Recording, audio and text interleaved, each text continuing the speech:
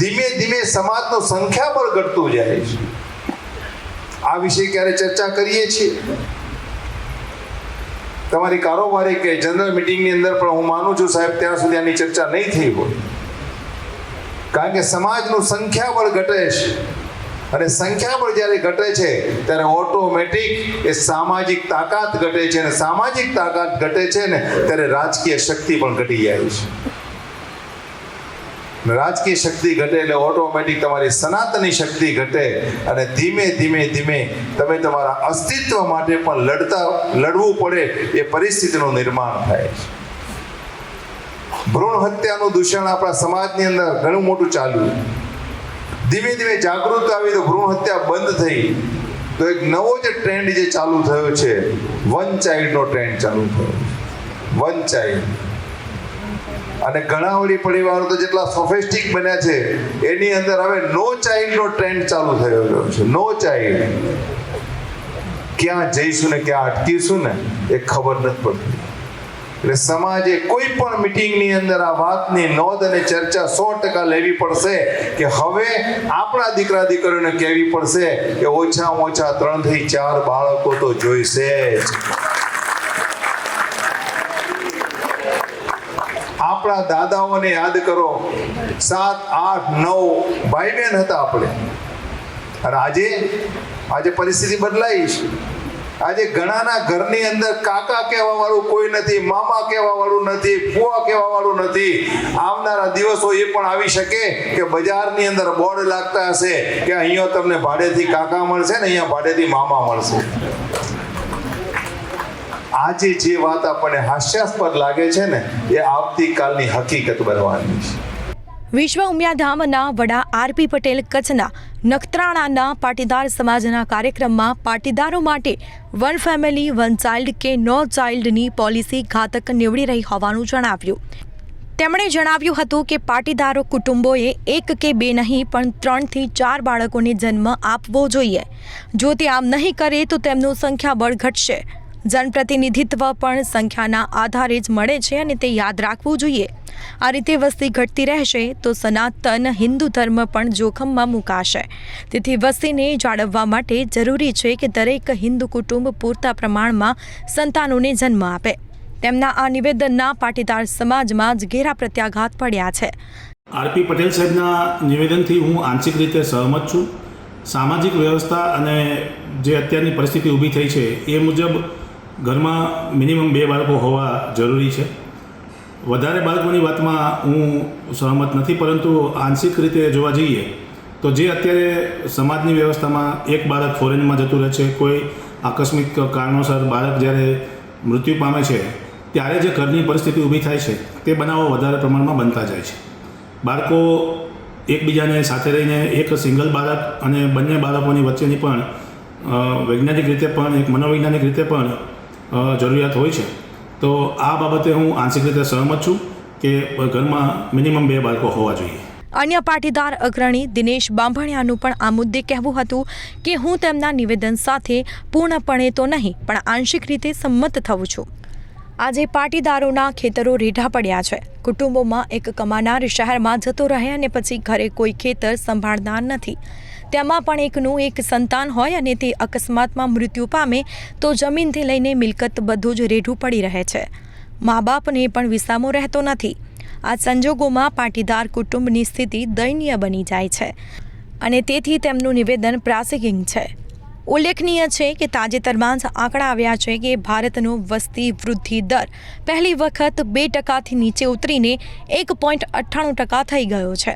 આ ઘણી ચોંકાવનારી બાબત છે, કારણ કે કોઈ પણ વસ્તીને ટકાવવા માટે કે માનવ વસાહતને અસ્તિત્વ માટે 2.1%નો વૃદ્ધિ દર જરૂરી છે, જ્યારે ભારતમાં દર હવે તેનાથી પણ નીચે ઉતરી ગયો છે અને તેનો દુષ્પરિણામ આગામી દાયકાઓમાં જોવા મળી શકે છે.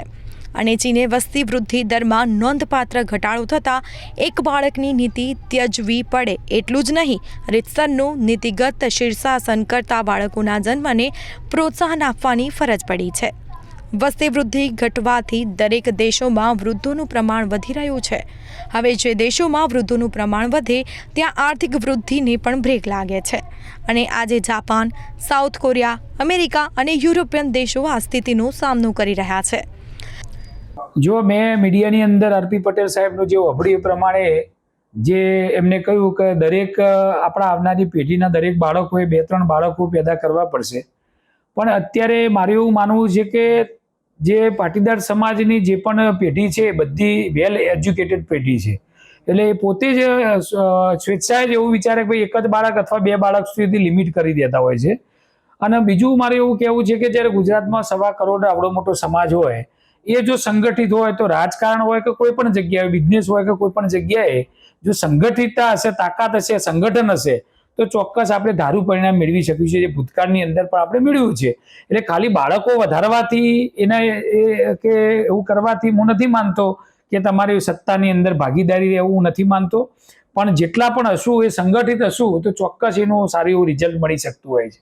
જો વાતના વખોડને અમારા વિદ્વાન અમારા સાહેબ છે અને સમાજનું સારું એવું કામ પણ આરપી પટેલ સાહેબ કરે છે એટલે એનું વખોડતો નથી, પણ અત્યારે જે જોઈએ છે એ પ્રમાણે મારા અનુભવ પ્રમાણે કહું છું કે એજ્યુકેટેડ પ્રમાણે આપણે ગમે એટલી અપીલ કરીએ તો એની અસર કોઈ સમાજ ઉપર થાય નહીં, કારણ કે અત્યારે બધી જ દીકરીઓ ભણતી હોય છે અને ભણવાવાળી દીકરીઓ એ પોતે 1 અથવા 2 બાળક સુધી સીમિત રાખવાની વિચારધારા હોય છે, એટલે એ વાતથી કોઈ સહમત થાય જ નહીં. એમ વધુ બાળકોને જન્મ આપવાના આ વિવાદને લઈને અન્ય પાટીદાર અગ્રણી લાલજી પટેલે આનાથી વિપરીત મત આપતા જણાવ્યું કે પાટીદારોની વર્તમાન પેઢી તે યુવા પેઢી છે અને તે પોતાનું સારું નરસું સારી રીતે સમજે છે. તેને ખબર છે કે તેણે શું કરવું, આ માટે તેને કોઈની સલાહની જરૂર નથી. પાટીદાર કુટુંબ જાણે છે કે તેમણે કેટલા સંતાનને જન્મ આપવો અને તે તેમની વ્યક્તિગત સમજ છે. તેના માટે તેમને ફક્ત આરપી પટેલ જ નહીં પણ બીજા કોઈ પણ પાટીદાર અગ્રણીની સલાહ સૂચનની જરૂર જ નથી. તેઓને ખબર છે કે તેમણે આગળ કઈ રીતે વધવું. ગુજરાતમાં 1.25 કરોડનો પાટીદાર સમાજ છે અને તે સંગઠિત હોય તો પછી ગમે તે સ્થળે ધાર્યું પરિણામ મેળવવા સક્ષમ છે, પછી તે રાજકારણ હોય કે પછી કારોબાર હોય. કોંગ્રેસના પાટીદાર આગેવાન ગીતા પટેલે આરપી પટેલના નિવેદન સામે વિરોધ વ્યક્ત કરતા જણાવ્યું હતું કે તેઓ જે પ્રકારે વાત કરી રહ્યા છે તે સદંતર ખોટી છે. તેમની આ પ્રકારની વાત તે એક રીતે પાટીદાર કુટુંબોની સમજ શક્તિ ઉપર જ પ્રહાર કરે છે. તેઓ તો જાણે છે, તેઓ કહેવા માંગે છે કે પાટીદાર કુટુંબોને ખબર જ નથી કે તેમને કેટલા સંતાન હોવા જોઈએ, કેટલા સંતાનને તેમને જન્મ આપવો જોઈએ. તેઓ શું પાટીદાર કુટુંબોને આટલી ઓછી સમજવાના આંકે છે? આ રીતે પાટીદાર કુટુંબોની સમજ શક્તિ પર પાટીદાર આગેવાન જ સવાલ ઉઠાવે તે વાત અત્યંત આશ્ચર્યજનક અને વખોડવા લાયક છે. પાટીદાર કુટુંબોની સમજ શક્તિ ઉપર સવાલ ઉઠાવવાનો કોઈને પણ અધિકાર નથી, પછી ભલે ને તે પાટીદાર આગેવાન કેમ ન હોય. આજે તેમણે પાટીદાર કુટુંબોએ આટલા બાળકોને જન્મ આપવો જોઈએ તેમ કહ્યું. આવતીકાલે તે બીજું કંઈક કહે એટલું જ તેનું અનુસરણ કરવાનું. તેમની વાત સાથે હું જરા પણ સંમત નથી તેવું ગીતા પટેલે જણાવ્યું હતું. પહેલાં તો આરપી પટેલે જે નિવેદન આપ્યું છે કે 3 થી 4 બાળકો પેદા કરવા જોઈએ ને એને જન્મ આપવો જોઈએ. 3 થી 4 બાળકો જ્યારે જન્મ આપી અને પેદા કરીએ તો એની પાછળના જે ખર્ચાઓ થાય છે, એના આરોગ્યની ચિંતા છે, એના એજ્યુકેશનની ચિંતા છે, એના ધંધા રોજગારની ચિંતા છે, એની બધી ચિંતા કોણ કરશે? મંચ પરથી બોલવું ખૂબ સહેલું હોય છે. સમાજના આગેવાનો જ્યારે મંચ મળે ત્યારે એ નિવેદનો આપી દેતા હોય છે. સમાજ એ કદાચ કરોડપતિ છે એટલે એમને કદાચ 3 નહીં, 4 નહીં, 5 નહીં, 10 સંતાન હોય તો એમને નહીં ફરક પડે, પણ સામાન્ય પરિવાર 25-50 હજાર, 15 હજાર, 20 હજાર કમાતો પરિવાર જેને 4 સંતાન હોય તો એના ભવિષ્યની ચિંતા કોણ કરશે? ચલો એમના કહેવાથી બાળકો પેદા કરી દીધા આપણે, પણ બાળક પેદા કર્યા પછી એના અત્યારે તો 1 વર્ષનું બાળક થાય છે ને ત્યારથી જ એના સિઝન બદલાય એટલે બીમારીના ખર્ચાઓ વધી જાય છે. એના ઘરમાં વડીલ રહેતા હોય તો એની બીપીની, ડાયાબિટીસની રોજની ગોળીઓ છે. એટલે સમાજના મંચ પરથી બોલવું ખૂબ સહેલું છે. ખરેખર વાસ્તવિકતા સમાજની શું છે ને સમાજના આગેવાને માત્ર સમાજની ચિંતા કરવી જોઈએ. ને અત્યારે વાસ્તવિક જરૂરિયાત શું છે? અત્યારે વાસ્તવિક જરૂરિયાત એ છે કે આજના જમાના પ્રમાણે આપણે જોવા જઈએ તો આપણા જ છોકરાઓ બેરોજગાર છે, આપણા છોકરાઓ પાસે નોકરીઓ નથી, યુવાધન અત્યારે નશા તરફ વળી રહ્યું છે. આપણે અત્યારે છોકરીઓનો સૌથી મોટો પ્રશ્ન છે કોર્ટ મેરેજ, લવ મેરેજ કરીને છોકરીઓ જતી રહે છે. એવા અસંખ્ય મુદ્દાઓ સામૂહિક હત્યાની સામૂહિક દવા પી અને આખો પરિવાર જ્યારે દવા પી લે છે, એવી ઘટનાઓ સુરતની અંદર છાસવારે બની રહી છે, અમદાવાદની અંદર બની ધંધા રોજગાર પડી ભાંગ્યા છે. તો આ બધાની ચિંતા આપણે કરવી જોઈએ કે 4 છોકરાઓ પેદા કરીને રોડ પર ભીખ માંગવાના. અન્ય પાટીદાર આગેવાન અને આમ આદમી પાર્ટીના રેશમા પટેલે પણ આવો જ સૂર વ્યક્ત કરતા જણાવ્યું હતું કે સંખ્યાના આધારે કોઈ પ્રગતિ ન મપાય. આ રીતે જોઈએ તો સાવા જ સૌથી ઓછા હોય છે, પણ તે રાજા જ કહેવાય છે. આમ સંખ્યા કરતાં ગુણવત્તા વધારે મહત્વની છે.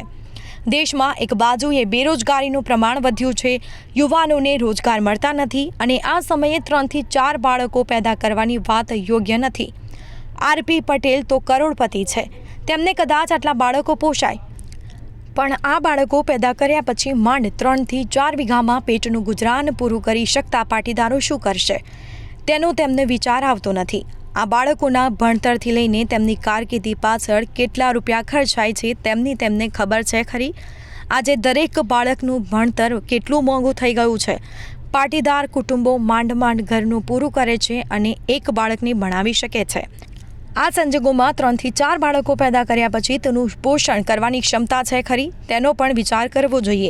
જો આ રીતે સંતાનો પેદા કરવા જ હોય તો તે પાટીદાર કરોડપતિઓ અને લખપતિઓ તેનો પહેલો પ્રારંભ કરે, પછી બીજા પાટીદારોને સલાહ આપે.